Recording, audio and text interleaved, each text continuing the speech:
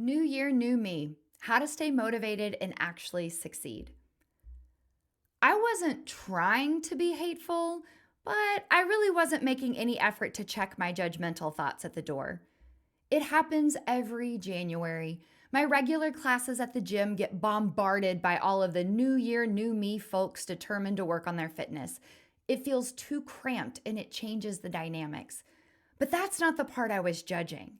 I want people to be happy and healthy and live big, bold lives. I want everyone to come experience the Saturday yoga class that I kind of live for.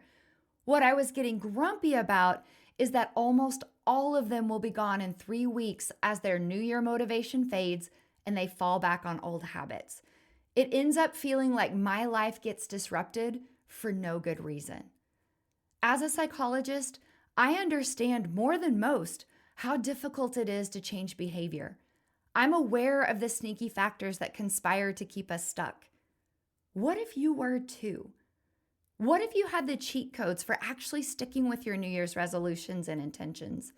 What if you could look back a year from now and say, dang, I crushed 2026? Finding motivation. You can have all the skills and know-how in the world, but if you don't use them consistently, it doesn't really matter. You have to have motivation. Unfortunately, motivation often feels elusive, like some slippery thing that magically shows up sometimes, then disappears just as quickly. That's because most people don't understand the complexities of it. Learning to manipulate your motivational system is one of the most powerfully impactful things you can do. Who are you? Changing habits is tough, and we could write an entire book about it. In fact, James Clear did. If you haven't read his Atomic Habits, you're missing out. It's a comprehensive yet completely approachable how-to manual for starting and stopping habits. Given that your life ends up essentially being the sum of your daily actions, it's hard to underestimate how important this stuff truly is. One of the pieces that Clear talks about, and this is something I see most people overlooking in the motivation / new year, new me / I'm going to change, I swear department, is the power of identity. Identity is a psychological concept and a very important one.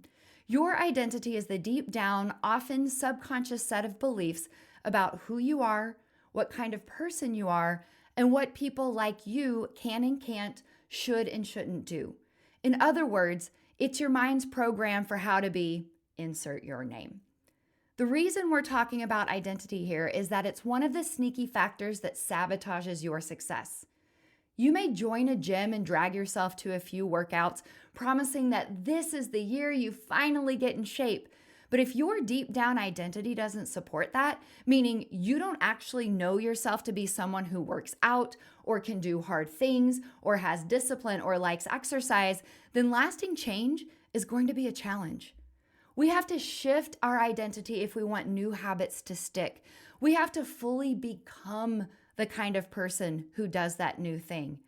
And it's not as simple as just being positive or just telling yourself, I'm now a gym bro. I love the way Clear explains it. Summarizing liberally, he says that with each action, you cast a vote for the kind of person you want to be. The sidekick. Who is this sidekick showing up right now? What? I confusedly asked. I was walking with my dear friend Amanda, a brilliantly insightful therapist who practices through a different lens than I do. She shared that I was expressing a lot of insecurity and doubt, and that I was sounding more like a sidekick than a leading lady. It was an interesting observation, not something I had noticed. The way I was feeling and thinking in that moment harkened back to high school Ashley, who was socially anxious and saw herself as less than, the sidekick to her cooler friends. It is definitely not the part of me I want calling the shots in my life now or ever again. Since it's been named, I can recognize when the sidekick is showing up and choose to act differently, embodying courage and confidence rather than being small. Inside each of us are many parts: the sidekick, the lazy bum, the impatient asshole, the people pleaser, the fragile one, the loser, the unworthy one, the selfish jerk, the procrastinator, the worrier, the impulsive guy, the risk-averse gal. They are facets of our personality, mental apps, if you will, that run in certain contexts. They get activated automatically in the right circumstances, and they take over, guiding our actions if we let them. We can't necessarily delete them, but we can hijack our minds and regain control. We do this through our behavior. The two wolves. There is a powerful story that I love to share. Supposedly, it's a Native American parable, and it goes something like this. A grandfather tells his granddaughter, "Inside each of us are two wolves, and they are at war. One wolf represents everything that is evil in this world. It is hate, it is fear, it is shame, greed, envy, everything that is bad. The other wolf is good. It is joy, love, compassion, confidence, pride, and peace." The little girl takes it all in. Then she looks at her grandfather and asks, "If the wolves are at war, which one wins?" To which he replies, "The one you feed." Becoming the success story you want to be. Actions speak louder than words, and you can do something even when you don't feel like it, aka when motivation is lacking. According to some statistics, we make upwards of 30,000 decisions a day. This number is staggering, and it does two things for me. One, it takes the pressure way down. If you miss the mark and feed the bad wolf, big deal. You have 29,999 more opportunities to feed the good one. Don't let one out of alignment decision derail your motivation or progress. One poor food choice is not a green light to binge. One losing your temper moment isn't permission to snap at people for the rest of the day. Regroup and keep going, knowing that the little things add up. Two, the little things do add up, which makes it incredibly important to take small steps consistently.